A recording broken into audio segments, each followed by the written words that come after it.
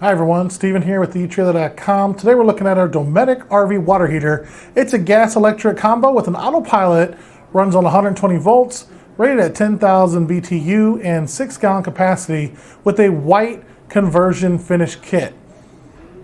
So folks, this water tank again comes with this white conversion kit. You got the side expansion panels if you need them to fill up the gap. If you want it in black, we carry the same unit with a black conversion kit instead of white. That item is sold separately. As you can see, you got the 110 plug. You've also got the power wires here for hooking up the rest of the unit. I'm going to go ahead and remove this cover here and set it to the side. Now, along with that cover, you're going to get a couple sets. These guys here are going to be reinforcements for the corners. You'll just kind of twist and break them off, one for each corner.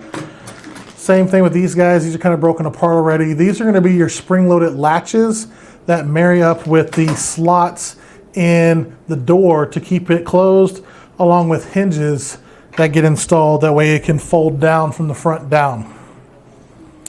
Now, this is a quick recovery water heater. It's going to provide a long-lasting supply of hot water with just a small, lightweight tank. This whole thing weighs about 18 pounds, not too heavy, and it's a very, very well-built unit.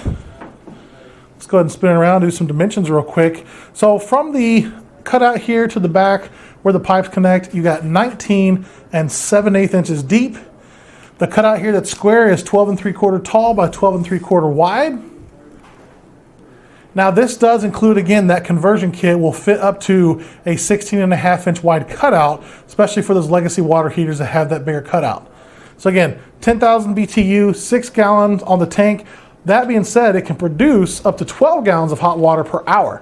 Now, it has an automatic DSI gas pilot inside of there that's going to heat the water once your destination is reached and you're hooked up. And it's going to relay automatically until the heater is switched off. The flue tube in there and everything is a U shape, so it's going to distribute heat more efficiently and more distribution to the burner, or from the burner rather, out to the water in the tank and heat it up. It has an 80% efficiency on the heating efficiency rating, so that's very impressive.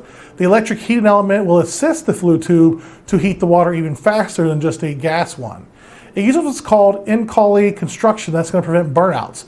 Now with this, you would need a double panel switch sold separately, and that switch would mount to your wall and allow you to power the electric and gas components on and off individually as needed. Now this mounts into the coach for easy operation. It's an aluminum clad tank. It's going to reduce calcium buildup and limit corrosion. Now again, you got your plug and your wires here. Your gas line is going to come right through this rubber grommet here. It's kind of hard to see. And it's going to come out back into where this red cap is and hook up there on that 3/8 inch outer diameter gas connection. On the bottom, there's no anode rod because you don't need one. You've got that aluminum clad tank. That white nylon cap there, that is your drain plug. It's going to prevent rust because it's not metal, so it's a lot easier. And with this design, if you're used to an older version, it's down here at the bottom, so now your water can just come out naturally, safer. It's not getting all your components wet and everything up here.